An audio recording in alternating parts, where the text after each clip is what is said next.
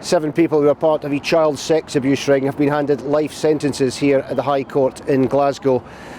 Iain Owens, who was 45, Elaine Lannery, 39, Leslie Williams, 41, Paul Brannan, 41, Scott Forbes, 50, Barry Watson, who was 47, and John Clark, who was also 47, were all handed lifelong restriction orders. They were all convicted of crimes of extraordinary depravity in a drugs den in Glasgow where heroin and crack cocaine were used.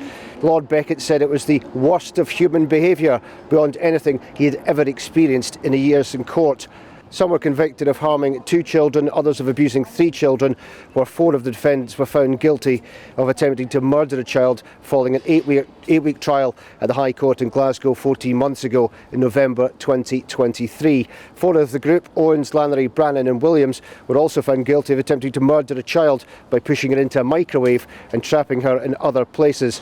All 7 were found guilty of taking part in the gang rape of a child.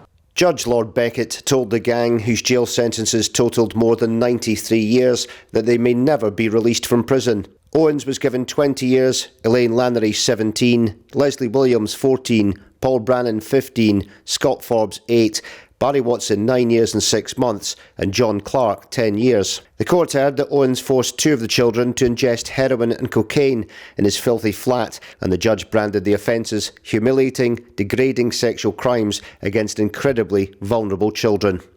All 7 subjected a little girl to a gang sex attack at a property where both women, Lannery and Williams, are said to have clapped and cheered and verbally encouraged the men involved in the horrific act. They held her down and involved another child in the sickening abuse, which took place in various locations between December the 1st, 2018 and June the 19th, 2019. Speaking when they were found guilty in November 2023, Detective Superintendent Nicola Kilbane gave this statement. The levels of depravity shown in this case are extremely rare in Scotland, and the courage of the victims was essential in securing this conviction. This was a long, complex and challenging investigation for a team of officers and staff who had to work through the most harrowing evidence to bring those responsible for these despicable crimes to justice.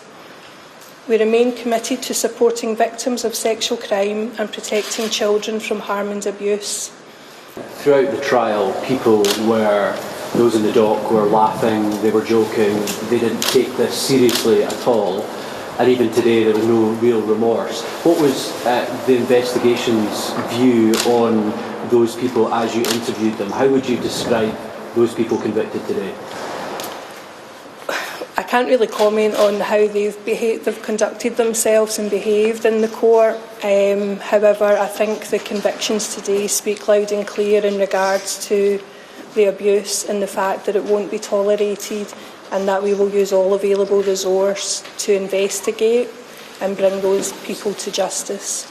It was here that the sickening stream of abuse by the paedophile gang took place in 2018. The trial heard that the children first came into contact with social work in Glasgow in August in 2017 and were deemed to be at risk in July 2018.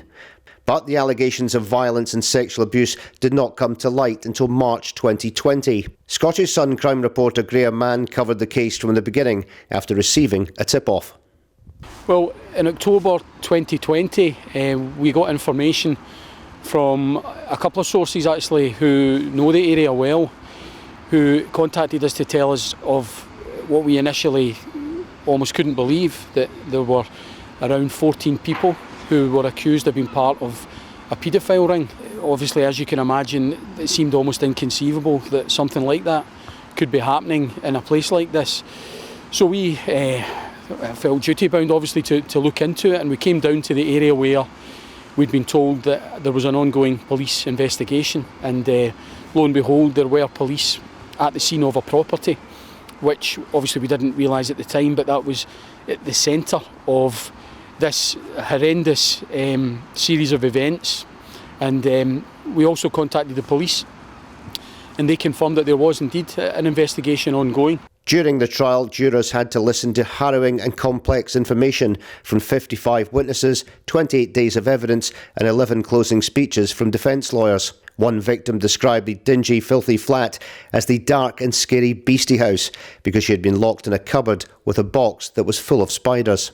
The nature of the evidence was truly horrific, with the judge praising the victim impact statements from the children, adding of the oldest child, an impression of innate humanity shines through her words. They were convicted over a year ago now at the High Court in Glasgow after the most horrific trial, harrowing for even more experienced court reporters and staff, and obviously lawyers and police as well, who have to sit through these things. But obviously the biggest concern is obviously for the children at the centre of it, and they obviously had to go through the process of giving evidence, which they did through interviews with the police, and the events that they described were just simply horrific. Lord Beckett pointed out that the court over the years has heard some of the worst forms of human behaviour, but he noted that this was beyond anything that he had ever experienced before.